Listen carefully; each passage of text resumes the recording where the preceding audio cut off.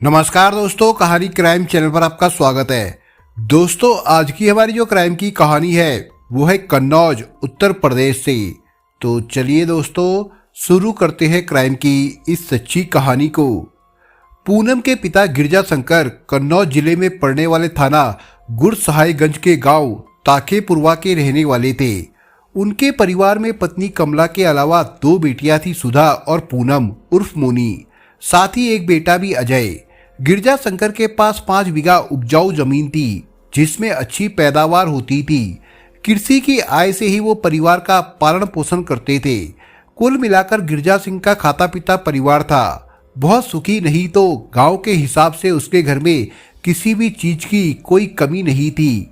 भाई बहनों में पूनम सबसे छोटी थी। उसकी बड़ी बहन सुधा की शादी फर्रुखाबाद शहर के रहने वाले आलू व्यवसायी राम कुमार के साथ हुई थी। वो अपनी ससुराल में सुखी थी। पूनम पढ़ने में तेज थी। उसने गांव के माध्यमिक स्कूल से प्रथम श्रेणी में हाई स्कूल पास किया था। आगे की पढ़ाई के लिए उसने गुरसहायगंज के सरस्वती देवी इंटर कॉलेज में 11वीं में प्रवेश लिया था। पढ़ाई के साथ पूनम घरेलू कामों में मां का हाथ बटाती थी। आहिस्ता आहिस्ता जवानी के शिखर की ओर कदम बढ़ा रही पूनम के माता पिता गिरजा शंकर और कमला को उसकी शादी की चिंता सताने लगी थी। वे लोग बेटी की शादी किसी खाते पीते संस्कारवान परिवार में करना चाहते थे ताकि उसका भविष्य उज्जवल रहे। पूनम की शादी के लिए गिरजा शंकर सालों से पैसा जमा कर रहे थे। आजकल ज्यादातर माँ बाप दहेज के नाम पर धन धान्य देकर बेटी का भविष्य बनाने की कोशिश करते हैं। गिरजा शंकर की भी सोच ऐसी ही थी। इसके लिए वो कोशिश भी कर रहे थे। माँ बाप जहाँ अपने हिसाब से पूनम के लिए सपने देख रहे थे, वही पूनम अपने हिसाब से भावी जीवन साथी को लेकर सपने बुन रही थी। वो सोच रही थी कि उसका जीवन साथी उसकी तरह पढ़ा लिखा, सुंदर सलोना और मृदुभाषी हो। वो इतना प्यार करने वाला हो कि जहाँ वो कदम रखे उसका जीवन साथी उस जगह अपनी हथेली पसार दे। टीवी, इंटरनेट और मोबाइल ने पूनम के सपनों को पंख लगा दिए थे। टीवी पर पूनम जब कभी दहेज प्रताड़ना की खबरें देखती तो उसे बड़ा गुस्सा आता। वो सोचा करती, दुनिया में कैसे कैसे लोग हैं जो चंद पैसों के लिए अपनी जीवन संगनी को मझधार में छोड़ देते हैं। दहेज के लोभी लोगों से पूनम नफरत करती थी। पूनम को पता था कि उसके माँ बाप उसके भावी जीवन साथी के लिए पैसों के मामले में किसी भी हद तक जा सकते हैं। वे लोग हर हाल में उसके सुखद भविष्य के लिए वो सब भी करेंगे जो उनकी हैसियत के बाहर होगा। लेकिन पूनम किसी भी दहेज के लालची से शादी नहीं करना चाहती थी। वो नहीं चाहती थी कि उसके पिता कर्ज में डूबे, किसी साहूकार के सामने हाथ फैलाए। समय अपनी गति से दौड़ता रहा। गिरजा शंकर ने पूनम के लिए अच्छे घरवर की मुहिम सी छेड़ दी। उसने अपने नाते रिश्तेदारों को भी पूनम के लिए अच्छा घरवर बताने के लिए कह दिया। 19वां बसंत पार करने के बाद पूनम का रूप और भी निखर आया था। गिरजा शंकर और कमला यही सोचा करते थे कि कोई अच्छा लड़का मिल जाए तो पूनम की शादी जल्दी कर दे। पूनम को नापसंद किए जाने की रत्ती भर भी गुंजाइश नहीं थी। कई लड़के और उनके परिवार पूनम को देखने के लिए गिरजा शंकर के घर आए। उन लोगों ने पूनम को पसंद भी किया, लेकिन पूनम ने रिश्ता ठुकरा दिया। कारण था, पूनम को जो लोग देखने आए थे सभी दहेज के लालची थे। कोई लाखों का कैश मांग रहा था तो कोई कार की डिमांड कर रहा था। पूनम को दहेज लोभियों से नफरत थी, सो उसने शादी से इनकार कर दिया। पूनम ने शादी से इनकार जरूर कर दिया था, लेकिन वो शादी के प्रति सजग भी थी और गंभीर भी। उसे मोबाइल पर इंटरनेट चलाने का बड़ा शौक था। फुर्सत में वो सोशल साइट फेसबुक पर नए नए फ्रेंड बनाती और उनसे चैटिंग करती। जो युवक उसे मन भाता उसका मोबाइल नंबर लेकर वो उसे अपना नंबर दे देती थी। वो ऐसे दोस्तों से बात भी करती थी। अगर किसी युवक से बतियाना अच्छा लगता तो वो उसका फोन रिसीव करती, अन्यथा काट देती थी। चैटिंग सर्फिंग के दौरान फेसबुक पर पूनम का परिचय राजेश कुमार यादव से हुआ। पूनम ने उसकी प्रोफाइल देखी तो पता चला कि उसकी उम्र 27 साल है और वो फिरोजाबाद के जसराना थाना क्षेत्र के गांव हरदासपुर जमाली का रहने वाला है। उसके 2 अन्य भाई थे जो किसान थे, जबकि वो बीए पास कर चुका था। राजेश कुमार यादव पढ़ा लिखा भी था और दिखने में स्मार्ट भी। राजेश की हकीकत जानकर पूनम का रुझान उसकी ओर हो गया। फेसबुक के माध्यम से पूनम राजेश के संपर्क में आई। दोनों चैटिंग करते थे। दोनों ने अपने मोबाइल नंबर भी एक दूसरे को दे दिए थे, जिससे उनके बीच अक्सर बातें होने लगी थी। बातों के दौरान पूनम राजेश के परिवार के बारे में अधिक से अधिक जानकारी जुटाने की कोशिश करती थी। कह सकते हैं कि पूनम राजेश से प्रभावित थी, इसलिए उसके बारे में इतनी खोजबीन कर रही थी। एक दिन बातचीत के दौरान पूनम ने कहा, राजेश, मैंने तुम्हारे परिवार के बारे में बहुत कुछ जान लिया है, लेकिन ये नहीं पूछा कि तुम करते क्या हो। राजेश हंसते हुए बोला, पूनम, मुझे झूठ बोलने की आदत नहीं है, इसलिए सच बताऊंगा। सच्चाई ये है कि मैं बेरोजगार नहीं हूँ, सर्विस करता हूँ और नोएडा में रहता हूँ। पूनम मन ही मन खुश हुई और बोली, राजेश, मुझे ये जानकर बेहद खुशी हुई कि तुम बेरोजगार नहीं हो, सर्विस करते हो और अपने परिवार पर बोझ नहीं हो। अब तक दोनों की दोस्ती गहरा गई थी। पूनम को लगा कि राजेश ही उसके सपनों का राजकुमार है, इसलिए उसका मन राजेश को देखने, उससे मिलने और आमने सामने बैठकर बातें करने का होने लगा था। इसलिए एक रोज उसने बातों बातों में राजेश को अपने गांव के निकटवर्ती कस्बे गुरसहायगंज आने को कह दिया। दिन, तारीख और समय भी उसी ने निश्चित किया था। गुरसहायगंज में मिलने में इसलिए कोई परेशानी नहीं थी, क्योंकि पूनम वहां पढ़ने जाती थी। पूनम के इस बुलावे को राजेश ने स्वीकार कर लिया। निश्चित दिन पर राजेश तय समय पर गुरसहायगंज पहुंच गया। मोबाइल के माध्यम से दोनों एक दूसरे के संपर्क में थे। पूनम उससे बस स्टॉप से लगभग 1 किलोमीटर दूर राम जानकी मंदिर के पास मिली। दोनों ने अपनी वेशभूषा एक दूसरे को बता दी थी, इसलिए एक दूसरे को पहचानने में परेशानी नहीं हुई। राजेश कुमार यादव का व्यक्तित्व आकर्षक था, तो पूनम भी खूबसूरत और जवानी से भरपूर थी। राजेश से बातें करते करते पूनम सोचने लगी कि उसने भावी पति के रूप में जैसे सुंदर और सजीले युवक के सपने सजोए थे, राजेश वैसा ही सुंदर सजीला युवक है। अगर राजेश से उसकी शादी हो जाए तो उसका जीवन सुखमय हो जाएगा। पूनम इसी सोच में डूबी थी कि राजेश बोला, तुम इतनी सुंदर होगी मैं सोच भी नहीं सकता था। जैसे तुम्हारा नाम है वैसे ही रूप भी है। तुम वास्तव में पूनम का चांद हो। वैसे बुरा ना मानो तो एक बात बोलूं। पूनम की धड़कनें तेज हो गई। उसने सोचा कहीं ऐसा तो नहीं कि जो वो सोच रही है राजेश भी वैसा ही सोच रहा हो। मन की बात मन में ही छिपाकर वो बोली, जो कहना चाहते हो बेहिचक कहो। तुम्हें देखते ही दिल में प्यार का एहसास जाग उठा है। कहते हुए राजेश उसके हाथ पर हाथ रखकर बोला, आई लव यू पूनम। प्रेम निवेदन सुनते ही पूनम मानो आपे में नहीं रह पाई। उसने अपना दूसरा हाथ उठाकर राजेश के हाथ पर रखकर कह दिया, आई लव यू टू। फलस्वरूप चंद मिनटों में दोनों की दोस्ती प्यार में बदल गई। इसके बाद पूनम घर वालों की आंख में धूल झोंककर राजेश से मिलने लगी। राजेश घर वालों को बिना कुछ बताए पूनम के प्यार में बंध गया। जैसे जैसे समय बीतने लगा दोनों का प्यार दिन दुना रात चौगुना बढ़ने लगा। पूनम कॉलेज जाने के बहाने घर से निकलती और राजेश को मिलने के लिए गुरसहायगंज बुला लेती। इसके लिए वो राजेश को फोन करके मिलने का दिन और समय पहले ही तय कर लेती थी। गुरसहायगंज व्यापारिक कस्बा है, जहां दर्जनों ऐसे लॉज और होटल है जहां आसानी से कमरा उपलब्ध हो जाता है। दोनों प्रेमी ऐसे ही लॉज और होटल में मिलते थे। राजेश कुमार यादव मूल रूप से फिरोजाबाद जिले के थाना जसराना के हरदासपुर जमाली गांव का रहने वाला था। उसके 2 भाई थे, श्याम सिंह और बद्री प्रसाद यादव, जो गांव में किसानी करते थे। उनकी आर्थिक स्थिति मजबूत थी। गांव में उनका पक्का 2 मंजिला मकान भी था, जिसमें हर सुविधा उपलब्ध थी। दोनों भाई विवाहित थे और संयुक्त परिवार की तरह साथ साथ रहते थे। राजेश अभी कुंवारा था। बीए पास करने के बाद उसने कंप्यूटर का कोर्स किया था। इसके बाद वो नोएडा की एक कंपनी में काम करने लगा था। नौकरी के दौरान ही उसकी दोस्ती पूनम से हो गई थी और वो उससे मिलने आने लगा था। राजेश और पूनम एक दूसरे से बेइंतहा प्यार करने लगे। दोनों शादी करना चाहते थे, लेकिन दोनों शादी कर पाते उसके पहले ही उनके प्यार का भांडा फूट गया। हुआ ये कि एक रोज पूनम ने राजेश को मिलने के लिए गुरसहायगंज बुलाया।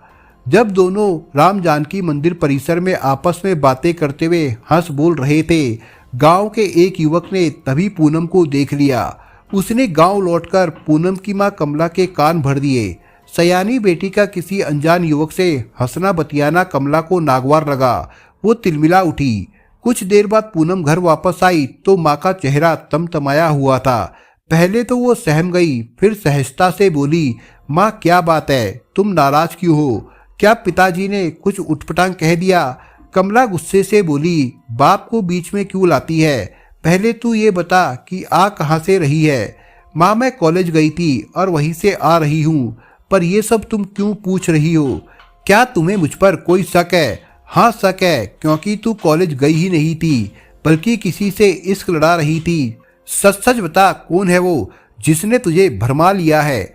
माँ ये सब झूठ है, किसी ने तुम्हारे कान भर दिए हैं। पूनम ने सफेद झूठ बोला। बुलाओ राम नरेश को, जिसने तुम दोनों को राम जानकी मंदिर में इश्क लड़ाते देखा था। कमला ने सच्चाई बता दी। राम नरेश का नाम सुनकर पूनम चौंक पड़ी। वो जान गई कि उसके प्यार का भांडा फूट गया है। अब सच्चाई बताने में ही भलाई थी, इसलिए वो बोली, माँ मैं राजेश से बतिया रही थी। मैंने आपसे झूठ बोला था कि कॉलेज गई थी। राजेश पढ़ा लिखा और सुंदर युवक है। पहले तू ये बता कि राजेश है कौन? उससे तेरी दोस्ती कैसे हुई? कमला ने पूछा। पूनम बोली, माँ राजेश नोएडा में रहकर नौकरी करता है। वो फिरोजाबाद का रहने वाला है। हमारी दोस्ती फेसबुक पर हुई थी, फिर मोबाइल फोन पर बातें करने लगे। इसके बाद वो मुझसे मिलने आने लगा। हम दोनों एक दूसरे से बहुत प्यार करते हैं और शादी करना चाहते हैं। कमला गुस्से से बोली, तू इतनी बड़ी रासलीला रचाती रही और मुझे खबर तक नहीं लगी। माँ बाप की नाक कटाते हुए तुझे शर्म नहीं आई? अगर हमें पता होता कि तू बड़ी होकर हमारी छाती पर मूंग दलेगी तो तेरे जन्म होते ही तेरा गला दबा देती। आज के बाद अगर तू राजेश से मिली या फिर बात की तो मुझसे बुरा कोई नहीं होगा, लेकिन माँ तुम मेरी बात तो सुन लो। चुप, अब क्या रह गया है सुनने सुनाने को? हमारी इज्जत तो तूने मिट्टी में मिला दी है। कमला गुस्से में पैर पटकती हुई दूसरे कमरे में चली गई। पूनम कमरे में खड़ी आंसू बहाती रही।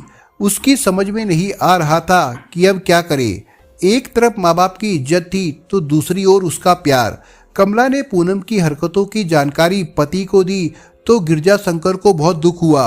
उसी पूनम ने पिता के विश्वास को तोड़ दिया था। गिरजा शंकर ने पूनम को प्यार से समझाया और अपने कदम वापस खींचने को कहा।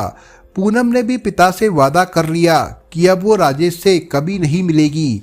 इसके बाद पूनम का कॉलेज जाना बंद करा दिया गया। कमला उस पर कड़ी नजर रखने लगी, लेकिन पूनम अपने वादे पर कायम नहीं रह सकी। पूनम और राजेश एक महीने तक एक दूसरे के लिए तड़पते रहे। फिर जब उनसे नहीं रहा गया तो दोनों चोरी छिपे मिलने लगे। उनका मिलन महीने में बमुश्किल 1 या 2 बार ही हो पाता था। बाकी दिनों में दोनों मोबाइल पर बात करके दिल की लगी बुझाते थे। ऐसे ही एक रात पूनम राजेश से मोबाइल पर बतिया रही थी, तभी कमला की आंख खुल गई। वो समझ गई कि पूनम राजेश से ही बात कर रही है। वो आहिस्ता से उठी और पूनम के हाथ से मोबाइल छीनकर दूर फेंक दिया। फिर उसे थप्पड़ घूंसों से पीटने लगी। पिटाई के दौरान कमला ने उसे खूब खरी खोटी सुनाई। माँ की पिटाई से पूनम तिलमिला उठी और बोली, माँ तुम मुझे पीट पीट कर जख्मी तो कर सकती हो, लेकिन मेरे प्यार को कम नहीं कर सकती। मैं राजेश से प्यार करती हूँ और करती रहूंगी, शादी भी उसी से करूंगी। बेटी की ये बात सुनकर कमला को गुस्सा तो बहुत आया, लेकिन किसी तरह गुस्से को काबू में करके वो दूसरे कमरे में चली गई। अगले कई दिनों तक माँ बेटी के बीच में बात नहीं हुई। पूनम को अब सारा जहां वीराना लगने लगा। वो कोई काम करने बैठती तो राजेश का चेहरा सामने आ जाता। फिर वो उसी के बारे में सोचने लगती। माँ ने उसका मोबाइल फोन भी छीन लिया था, जिसकी वजह से अब वो राजेश से भी बात नहीं कर पाती थी। दूसरी ओर पूनम से संपर्क न हो पाने के कारण राजेश की स्थिति भी पागलों जैसी हो गई थी। वो रात दिन पूनम से मिलने के उपाय सोचा करता था, लेकिन मिल नहीं पाता था। फोन पर भी पूनम से संपर्क नहीं हो पा रहा था, जिससे उसकी बेचैनी बढ़ती जा रही थी। कहते हैं जहाँ चाह होती है वहाँ राह मिल ही जाती है। एक दिन राजेश मोटरसाइकिल से पूनम के गांव आया। उसने पूनम के घर के चक्कर लगाए तो पूनम उसे दरवाजे पर दिख गई। उसने इशारा करके पूनम को गांव के बाहर आने को कहा। पूनम ने हिम्मत जुटाई और बहाना करके घर से निकल आई। गांव के बाहर सड़क पर राजेश उसके इंतजार में खड़ा था। पूनम के आते ही उसने उसे अपनी मोटरसाइकिल पर बैठाया और सड़क किनारे बगीचे में पहुंच गया। वहां दोनों एक पेड़ की ओट में बैठकर बतियाने लगे। राजेश बोला, पूनम, अब मुझसे तुम्हारी जुदाई बर्दाश्त नहीं होती। तुम मुझे नहीं मिली तो मैं नहीं रह पाऊंगा। राजेश की ये बात सुनकर पूनम उसके सीने से लिपट गई। उसकी आंखों से आंसू बहने लगे। कुछ देर में जब आंसुओं का सैलाब थमा तो पूनम बोली, राजेश, तुम्हारी जुदाई मुझसे भी बर्दाश्त नहीं होती। मैं भी तुम्हारे बिना नहीं रह पाऊंगी। तुम कुछ करो। मेरा भी यही हाल है पूनम। घर समाज के लोग हमें जीने नहीं देंगे। अब तो एक ही रास्ता बचा है। वो क्या? पूनम ने पूछा। यही कि हम गलत कदम उठा ले और दुनिया को दिखा दे कि हम सच्चे प्रेमी थे, क्योंकि सच्चा प्यार करने वाले जान तो दे सकते हैं किंतु जुदाई बर्दाश्त नहीं कर सकते। क्या इसके अलावा और कोई रास्ता नहीं है? पूनम ने पूछा। एक रास्ता और भी है, राजेश बोला। वो क्या? यही कि तुम मेरे साथ नोएडा भाग चलो। वहां हम दोनों मंदिर में शादी कर लेंगे। दोनों पति पत्नी बन जाएंगे तो फिर हमारा कोई कुछ नहीं बिगाड़ पाएगा। तुम ठीक कहते हो, मैं तुम्हारा साथ देने को तैयार हूँ। इसके बाद पूनम और राजेश ने साथ भागने की योजना बनाई। दोनों ने दिन व तारीख भी तय कर ली। इसके बाद पूनम तैयारी में जुट गई। उसने अपने माता पिता को आभास तक नहीं होने दिया कि वो उनकी इज्जत को छुरा घोंपने जा रही है। उन्हीं दिनों एक रात जब कमला गहरी नींद में सो रही थी तो पूनम उठी। उसने अपना जरूरी सामान बैग में रखा और दबे पांव घर के बाहर आ गई। गांव के बाहर सड़क किनारे राजेश मोटरसाइकिल लिए खड़ा था। पूनम के आते ही उसने उसे अपनी मोटरसाइकिल पर बैठाया और वहां से निकल गया। नोएडा में राजेश वेद मंदिर के पास किराए के मकान में रहता था। पूनम को वो अपने इसी मकान में ले गया। उसने अपनी प्रेम कहानी अपनी भाभी सरिता को बताई और भैया के साथ शीघ्र आने का अनुरोध किया, लेकिन उसका भाई श्याम सिंह यादव इतना नाराज हुआ कि उसने आने से साफ इनकार कर दिया। इसके बाद राजेश ने मंदिर में पूनम की मांग में सिंदूर भरकर उसके साथ प्रेम विवाह कर लिया और दोनों पति पत्नी की तरह रहने लगे। उधर सुबह को कमला सोकर उठी तो बगल की चारपाई पर पूनम को ना देखकर उसका माथा ठनका। उसने घर के अंदर पूनम को ढूंढा, लेकिन जब वो कहीं नहीं मिली तो वो दरवाजे पर पहुंची। दरवाजे की कुंडी खुली हुई थी। कमला ने झकझोर कर पति को जगाया और पूनम के लापता होने की बात बताई।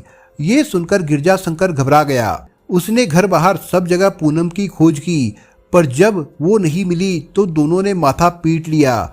दोनों जान गए कि पूनम उनकी इज्जत पर दाग लगाकर अपने प्रेमी राजेश के साथ भाग गई है।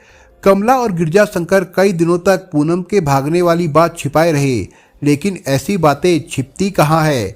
इस बीच पूरा गांव जान गया कि पूनम किसी लड़के के साथ भाग गई है। पूनम को लेकर गांव में तरह तरह की बातें होने लगी थी। खासकर औरतें ज्यादा चटकारे लेकर बातें कर रही थी। पूनम के इस कदम से गिरजा शंकर की इज्जत मिट्टी में मिल गई थी। पूनम अपने साथ मोबाइल ले गई थी। उसका मोबाइल नंबर गिरजा शंकर के पास था। उसने पूनम से बात करने की कोशिश की, लेकिन फोन बंद होने की वजह से बात नहीं हो पाई। इसी बीच कमला को पूनम की एक कॉपी पर दर्ज राजेश के घर और नोएडा का पता मिल गया। कमला ने पति पर दबाव बनाया कि वो थाने जाकर रिपोर्ट दर्ज कराए। पत्नी की बात मानकर गिरजा शंकर थाना गुड़सहायगंज जा पहुंचा। थाने पर उस समय थाना प्रभारी राज बहादुर सिंह मौजूद थे। गिरजा शंकर ने उन्हें सारी बात बताई और रिपोर्ट दर्ज करने की गुहार लगाई। थाना प्रभारी राज बहादुर सिंह ने गिरजा शंकर को विश्वास दिलाया कि वो उसकी बेटी पूनम को बरामद करने का पूरा प्रयास करेंगे। इसके साथ ही उन्होंने गिरजा शंकर की तहरीर पर धारा 363, 366 के तहत राजेश कुमार यादव के खिलाफ रिपोर्ट दर्ज कर ली। इस मामले की विवेचना का काम चौकी इंचार्ज देवेंद्र कुमार को सौंपा गया। चौकी इंचार्ज देवेंद्र कुमार ने जांच शुरू की तो पता चला पूनम बालिग है और अपनी मर्जी से अपने प्रेमी राजेश के साथ भागी है। ये पता चलने के बाद राज बहादुर सिंह ने जांच में कोई रुचि नहीं दिखाई। हालांकि वो दबिश का पर्चा काटते रहे। गिरजा शंकर जब भी बेटी के बारे में पूछने थाना चौकी जाता तो उसे आश्वासन मिलता कि उसकी बेटी जल्द बरामदगी हो जाएगी। धीरे धीरे 3 महीने बीत गए, लेकिन पूनम की बरामदगी नहीं हो सकी। तब गिरजा शंकर अपनी फरियाद लेकर एसपी अमरेंद्र प्रसाद सिंह के ऑफिस पहुंचा। गिरजा शंकर ने उन्हें पूनम के बरामद न होने की बात बताई, साथ ही पुलिस की भी शिकायत की। एसपी अमरिंदर प्रसाद सिंह ने गिरजा सिंह की व्यथा को समझकर आश्वासन दिया कि उसकी बेटी जल्द ही मिल जाएगी। अमरिंदर प्रसाद सिंह ने पूनम के मामले को गंभीरता से लिया और थाना प्रभारी को आदेश दिया कि वो पूनम को शीघ्र बरामद कर नामजद आरोपी को बंदी बनाकर जेल भेजे। आदेश पाते ही थाना प्रभारी ने राजेश के घर हरदासपुर जमाली गांव में छापा मारा, लेकिन राजेश और पूनम वहां नहीं मिले। इस पर पुलिस ने उसके भाई श्याम सिंह और बद्री प्रसाद को हिरासत में ले लिया और उनसे राजेश व पूनम के बारे में जानकारी जुटाई। श्याम सिंह यादव ने थाना प्रभारी राज बहादुर सिंह को बताया कि राजेश पूनम को लेकर नोएडा के सेक्टर 12/22 के पास रह रहा है। पता चला कि उन दोनों ने शादी कर ली है। ये पता लगते ही पुलिस नोएडा पहुंची और पूनम को राजेश के कमरे से बरामद कर लिया। राजेश को हिरासत में ले लिया गया। पुलिस दोनों को थाना गुरसाहिबगंज ले आई। बेटी की बरामदगी की जानकारी कमला और गिरजा शंकर को मिली तो दोनों थाने पहुंच गए। वहां दोनों पूनम को मनाने में जुट गए, लेकिन पूनम ने मां बाप के साथ जाने से साफ इनकार कर दिया। इसके बाद थाना प्रभारी ने पूनम को महिला पुलिस संरक्षण में डॉक्टरी परीक्षण हेतु जिला अस्पताल कन्नौज भेजा। डॉक्टरी परीक्षण के बाद पुलिस ने सीआरपीसी की धारा 164 के तहत पूनम का बयान मजिस्ट्रेट के सामने दर्ज कराया। अपने बयान में पूनम ने कहा कि वो राजेश से प्यार करती है, उसके साथ उसने मंदिर में शादी की है, अब वो उसकी पत्नी है। राजेश उसे भगाकर नहीं ले गया था। उसके माँ बाप ने राजेश के खिलाफ गलत रिपोर्ट दर्ज कराई है। वो माँ बाप के घर नहीं जाना चाहती, बल्कि अपने पति राजेश के साथ रहना चाहती है। चूंकि पूनम ने राजेश के साथ जाने की इच्छा जाहिर की थी, इसलिए मजिस्ट्रेट ने पूनम को राजेश के साथ रहने की इजाज़त दे दी, लेकिन राजेश पुलिस हिरासत में था। पुलिस ने पूनम के बयान के दूसरे दिन राजेश को कन्नौज कोर्ट में पेश किया। राजेश के भाई श्याम सिंह ने वकील के जरिए पहले ही कोर्ट में जमानती प्रार्थना पत्र दाखिल करा दिया था। चूंकि पूनम ने अपने बयान में राजेश को निर्दोष बताया था, इसी आधार पर उसे जमानत मिल गई। राजेश की जमानत के बाद थाना गुरसाहिबगंज में पंचायत हुई। पंचायत की अगुवाई थाना प्रभारी राम बहादुर सिंह ने की थी। इस पंचायत में पूनम के माता पिता को बुलाया गया और खुशी खुशी बेटी की शादी कर उसे विदा करने का अनुरोध किया गया। थोड़ी नानुकुर के बाद पूनम के माता पिता राजी हो गए। इसके बाद थाने में धूमधाम से पूनम और राजेश की शादी हो गई। वर वधू को थाना प्रभारी के अलावा राजेश के भाई श्याम सिंह, उनकी पत्नी सरिता तथा अन्य लोगों ने आशीर्वाद दिया। देर से ही सही, पूनम और राजेश के प्यार का अच्छा अंजाम हुआ। पूनम अब राजेश के साथ सुखमय जीवन व्यतीत कर रही है। दोस्तों, इस कहानी के बारे में आपके विचार क्या है, हमें कमेंट बॉक्स में जरूर बताएं। और दोस्तों, अगर आपको हमारा काम पसंद आया हो तो वीडियो को लाइक शेयर जरूर करिए। और अगर आपने अभी तक चैनल को सब्सक्राइब नहीं किया हो तो जाने से पहले चैनल को सब्सक्राइब जरूर करिए दोस्तों। धन्यवाद।